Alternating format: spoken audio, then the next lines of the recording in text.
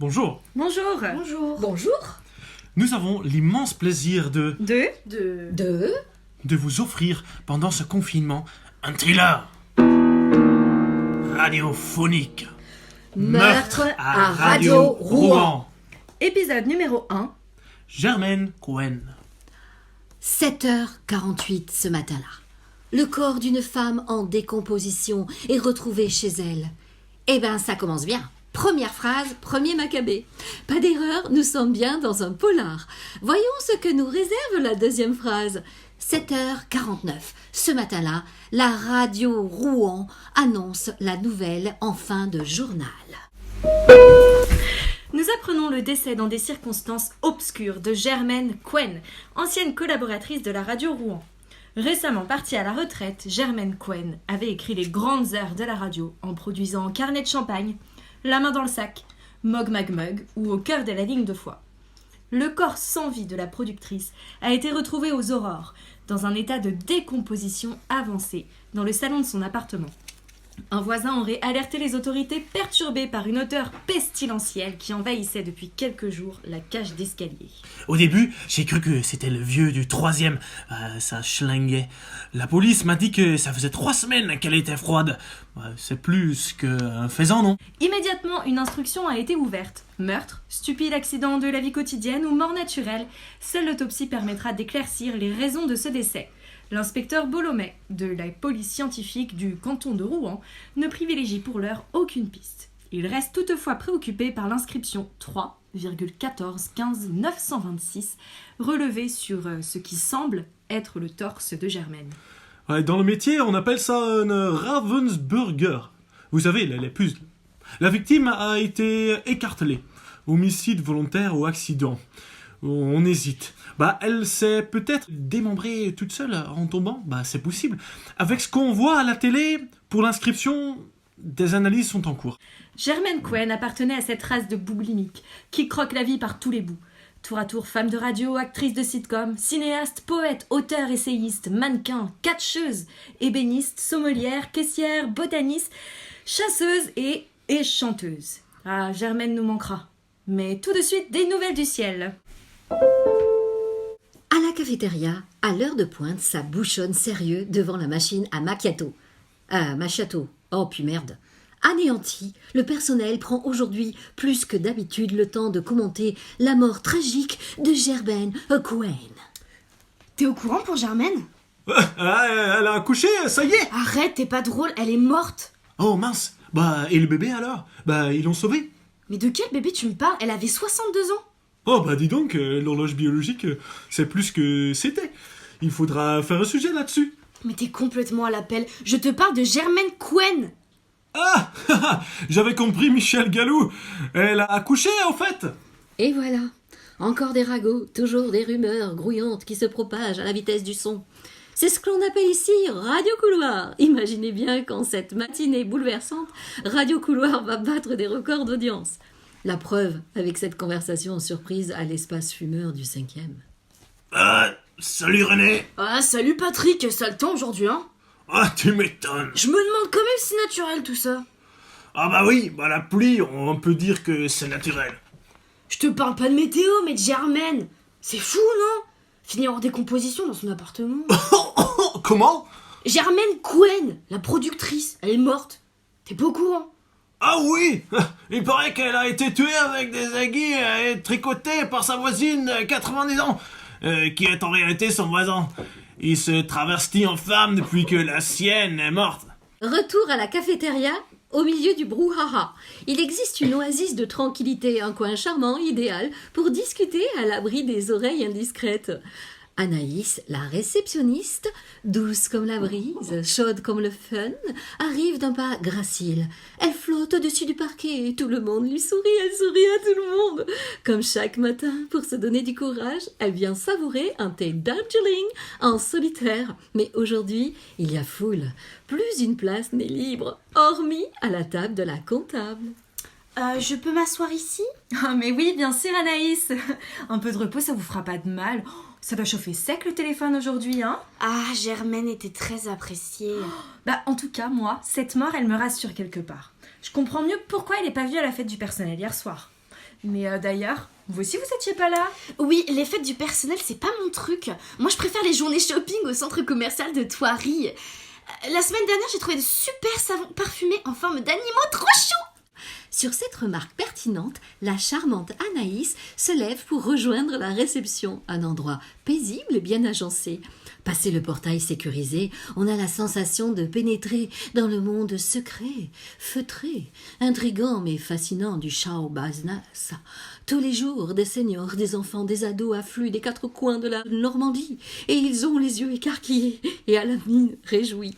La radio est un mystère que chacun aime percer.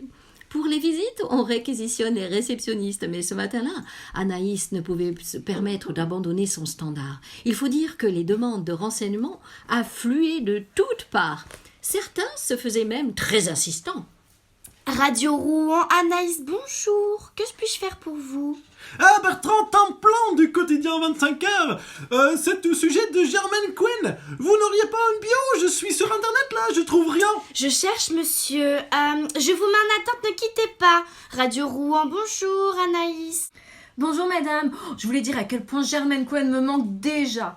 Je la connaissais pas personnellement, mais j'ai toujours adoré ses émissions. 48 heures safari, oh c'était vraiment bien.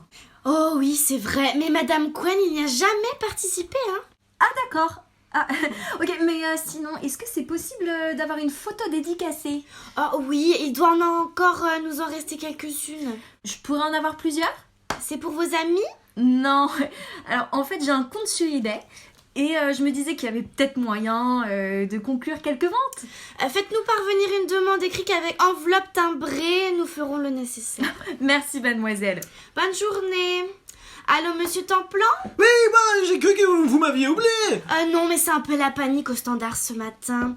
Alors, on m'a parlé de biographie, mais un communiqué sera envoyé à toutes les rédactions dans la matinée. Ah bah c'est parfait. Juste une petite question, est-ce qu'on lui connaissait des ennemis? Écoutez, je ne sais pas, c'est embarrassant. Allez, juste un petit biscuit quoi. Vous devez bien entendre des trucs à votre poste. C'est-à-dire qu'elle n'avait pas que des amis. Qui ne l'aimerait pas à la radio, par exemple? Excusez-moi, mais je suis vraiment obligée de vous laisser maintenant. Oui, je comprends. En tout cas, merci mademoiselle. Service, bonne journée à l'écoute de nos programmes. Radio Rouen Romande, bonjour. Et la matinée se poursuit sur un rythme infernal. Entre témoignages de sympathie anonyme ou d'illustres célébrités, la pauvre Anaïs n'a plus une minute à elle. Jusqu'au moment où, la saturation aidant, elle décide de prendre une pause bien ridée. Je vais me boire un thé. Tu veux prendre mes appels? Ouais, pas de problème. Bonjour la fille. Bonjour monsieur Michelot. Encore en extérieur? Oui, je vais dans un haras faire un grand reportage sur des petits poneys. Vous voulez m'accompagner? Oh vous alors, vraiment, hein? Je vous invite au restaurant, si vous voulez. Ah c'est bon, je vous ai ouvert, vous pouvez y aller. Tant pis pour vous. Allez, à plus tard les filles. Non mais tu te rends compte, charmeur comme il est, ça doit être dur pour sa femme. Oh moi je ne m'inquiète pas, la vie est bien faite. On finit toujours par payer ce genre de comportement. Bon, tu veux que je te rapporte quelque chose? Et une déflagration assourdissante souffle le deuxième sous-sol du parking de la radio. Une épaisse fumée noire s'échappe d'un trou béant. Affolé et éperdu, Monsieur Dos Santos surgit de son petit box en bambou, un extincteur à la main. Appelez police, pompiers, ambulance, service de gaz, avoir peut-être la fuite. Oui, Monsieur Dos Mantos, le responsable du parking, est d'origine asiatico-portugaise et ça s'entend.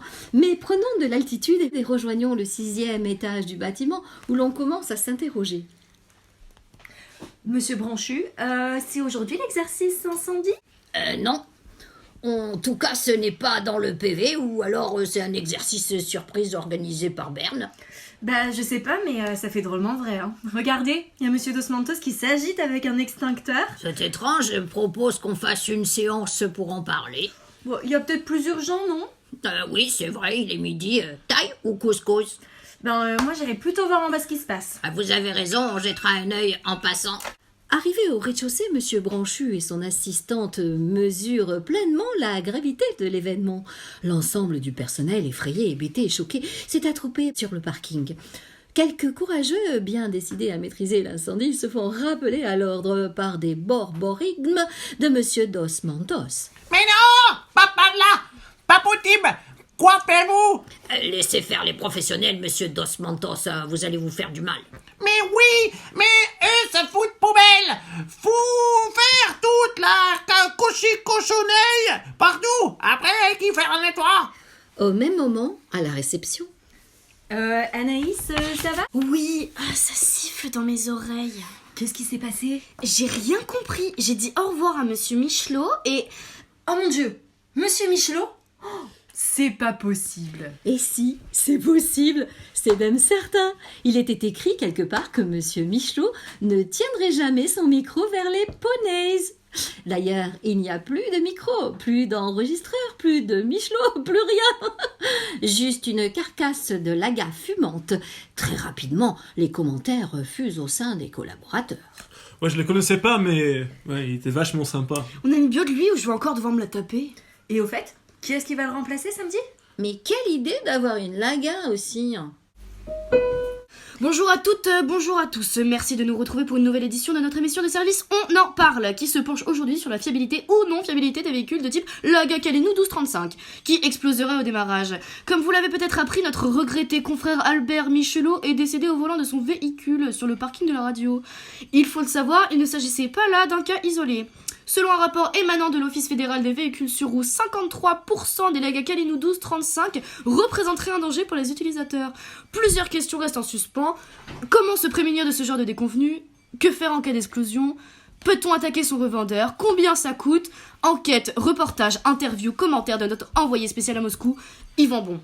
Boum, quand une laga fait boum, tout avec elle fait boum, et c'est Michelot qui s'envole. Ah, la réactivité des médias m'impressionnera toujours. Notez que les fins limiers de la police scientifique se défendent pas mal aussi. Il aura suffi de quelques secondes aux inspecteurs Bolomé et Bonvin, dit les bobos, pour comprendre qu'il ne s'agissait pas d'un vulgaire accident.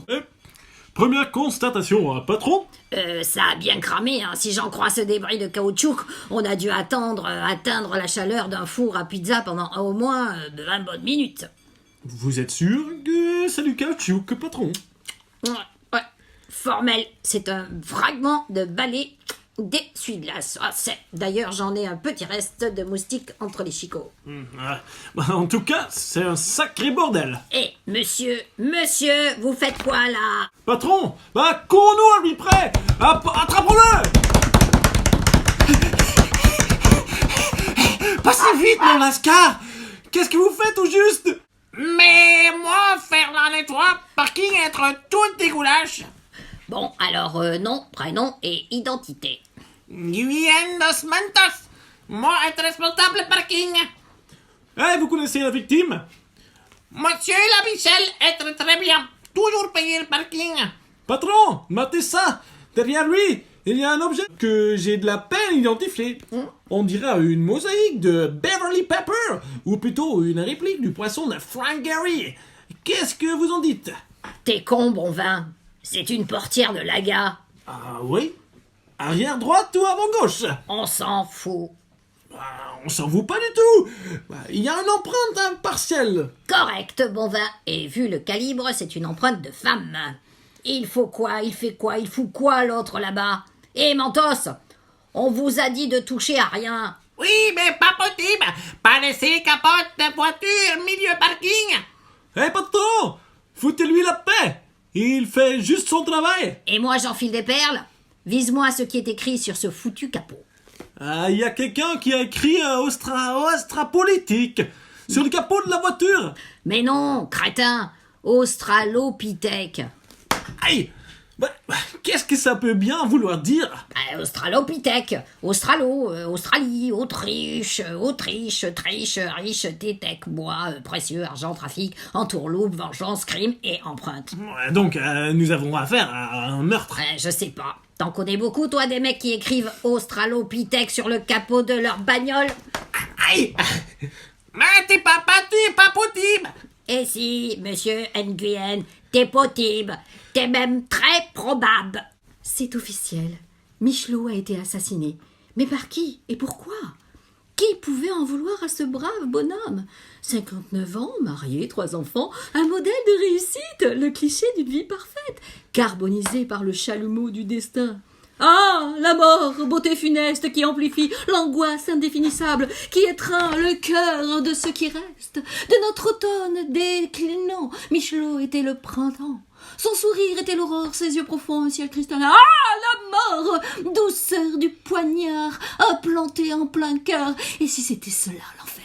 Cette douleur de vivre, la peur des ténèbres, le festin funèbre fumant du sang des troupeaux égorgés. Un arbre s'est effondré dans un vacarme assourdissant, laissant derrière lui Bambi et sa forêt en deuil. Ah, la mort, la mort, la mort, la mort, qui s'en vient pisser sur nos existences comme une vieille chienne galeuse, à la laine fétide, l'œil tordu, la langue pendue. Ah, la mort, le yang du yin, le out du yin, le pang du ping, l'eau qui éteint le feu, la flamme qui embrasse les feuilles, ciseaux, cailloux, pierres, tombales. Excusez-moi, le poète, je suis représentant du public et là, à l'unanimité, on est tous d'accord pour dire que ça avance pas beaucoup. Oui, mais il faut bien injecter un peu de lyrisme, des envolées, des images fortes pour charger le public d'émotions. Michelot, le grand Michelot est mort, je vous le rappelle. Ouais, mais là, le public, il est plus dedans. Hein. Il se demande ce qu'il va bouffer en rentrant ce soir. J'en ai même vu qui regardaient leur montre en bâillant. Enfin, ça sent un peu le roussi, votre machin, là. Étant donné l'imperméabilité du public à la poétisation de la souffrance, nous poursuivrons notre récit au prochain épisode.